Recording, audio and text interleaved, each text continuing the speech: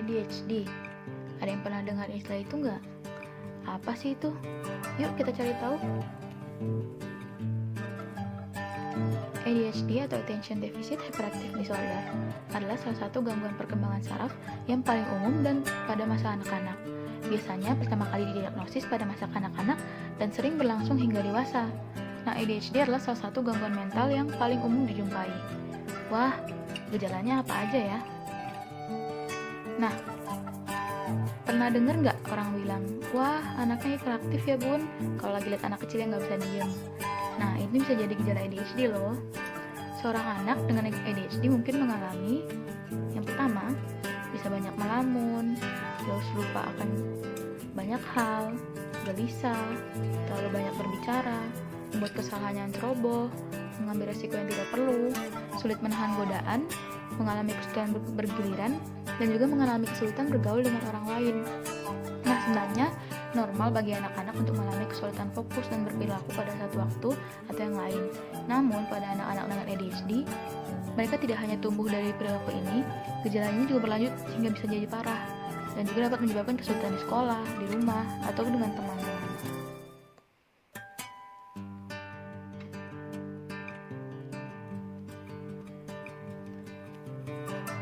Nah, ternyata berdasarkan gejala yang ada, ADHD bisa dibagi menjadi 3 tipe loh, yaitu yang pertama, dominan hiperaktif impulsif atau anak-anak yang mengidap ADHD. Tipe ini umumnya memiliki masalah hiperaktivitas yang dibarengi dengan perilaku impulsif.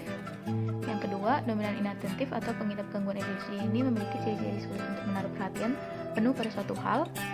Dan yang ketiga adalah kombinasi hiperaktif, impulsif, dan juga inatentif. Jadi tipe ketiga ini merupakan kombinasi dari semua gejala. Nah, penyebabnya apa ya?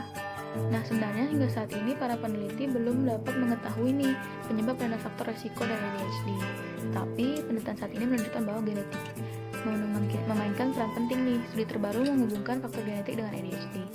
Nah, selain genetika, para ilmuwan sedang mempelajari kemungkinan penyebab dan faktor risiko lainnya seperti kerusakan otak, paparan risiko lingkungan, misalnya timbal, selama kehamilan atau pada usia muda, penggunaan alkohol dan tembakau selama kehamilan, kelahiran prematur, dan juga berat badan yang rendah.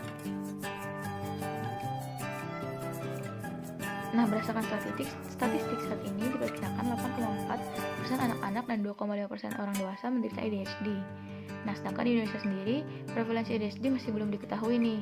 Nah, dari grafik yang pertama yang merupakan visualisasi prevalensi ADHD di tiap negara dapat dilihat nih prevalensi yang terbesar terdapat di Amerika, sedangkan yang terkecil berada di Irak.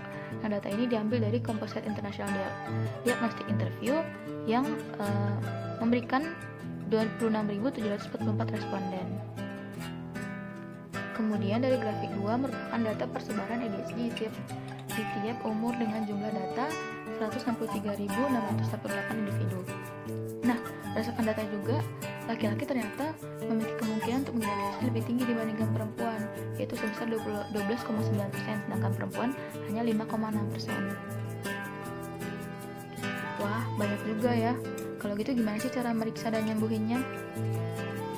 Nah, sayangnya hingga saat ini ADHD belum dapat disembuhkan, namun terdapat beberapa treatment, yaitu berupa obat-obatan dan juga terapi yang digunakan untuk mengurangi gejala ADHD sehingga pasien dapat menjalani hidup dengan normal.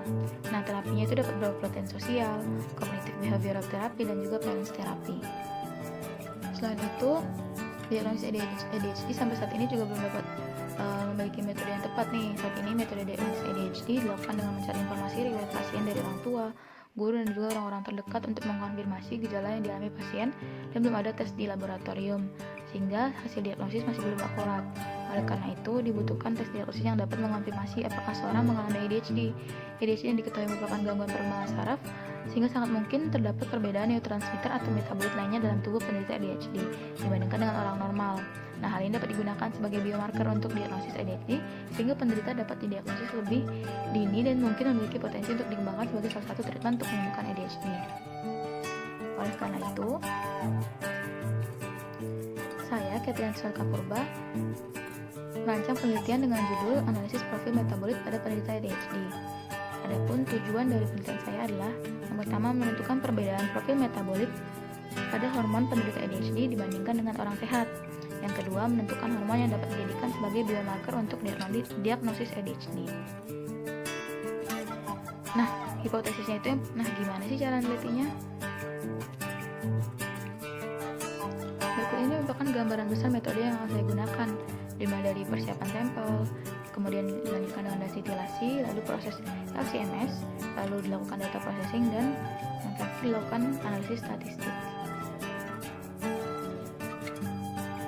Kita mulai dari persiapan sampel. Nah, persiapan sampelnya di dua langkah, yaitu pertama penentuan kriteria pasien, yaitu pasien diambil dari pasien ADHD dari Rumah Sakit Hermina dengan jumlah sampel 50 orang dengan kontrol negatif berupa 30 orang. Nah, kriteria sampel sendiri adalah bertempat tinggal di Bandung, bersuku Sunda, umur 9-12 tahun, sedangkan kontrol negatif adalah orang yang sehat yang telah melewati proses diagnosis klinis. Nah, baik sampel maupun kontrol negatif telah diizinkan oleh orang tua. Kemudian lanjutkan dengan pengambilan sampel. Pengambilan sampel dilakukan dengan plasma pasien diambil, lalu diinkubasi dengan metanol pada suhu minus 20 derajat Celcius selama 2 jam, kemudian disentrifugasi, lalu supernatan dikeringkan dengan vakum, lalu diberi LC-MS grade water sebanyak 25 mikroliter. Nah, selanjutnya kita lanjutkan dengan densitasi. Nah, densitasi dilakukan dengan memberi 12,5 mikroliter buffer sodium karbonat dan 12,5 mikroliter can larutan 12C2 dan silver chloride. Lalu dilakukan inkubasi pada shaker dengan suhu 40 derajat Celcius selama 45 menit. Selanjutnya akan diberikan 5 mikroliter 250 milimolar sodium hydroxide dan ditambahkan 25 mikroliter 425 milimolar formic acid. Selanjutnya akan dilakukan proses LC-MS nih. LC-MS dilakukan dengan menggunakan mesin 9,4 Tesla FTEMS, Apex QE, Broker Daltonics, Bioerica MA USA dengan kecepatan flow 450 L per menit dengan panjang gelombang 383 nanometer. Selanjutnya, dilakukan data processing, yaitu dengan menggunakan program ISO-MS untuk menentukan pasangan metabolit, kemudian dilakukan normalisasi data dengan quantile normalization, lalu dilakukan analisis PCA dan juga hierarchical clustering atau HCl, lalu selanjutnya dilakukan identifikasi metabolit dengan menyocokkannya dengan My Compound ID website. Selanjutnya dilakukan analisis statistik dengan menggunakan analisis SPSS dan juga dilakukan analisis ANOVA. Nah, kira-kira gimana sih ya hasil dari penelitian yang akan didapatkan? Nah, hasil dari penelitian yang akan didapatkan itu akan sebagai berikut. Dapat berupa plot score PLS, analisis data untuk profil metabolit kelompok ADHD dan juga dibandingkan dengan kelompok kontrol. Lalu dapat juga berupa ilustrasi kadar senyawa metabolit pada pasien ADHD dan juga dibandingkan dengan kelompok kontrol, serta hubungan antara senyawa yang ditemukan dengan karakteristik ADHD. Nah, kira-kira berapa ya biayanya? Nah, berikut ini merupakan rancangan biaya yang sudah saya buat dengan total yaitu sebesar 6.118.000 dengan asumsi di luar biaya proses LC-MS.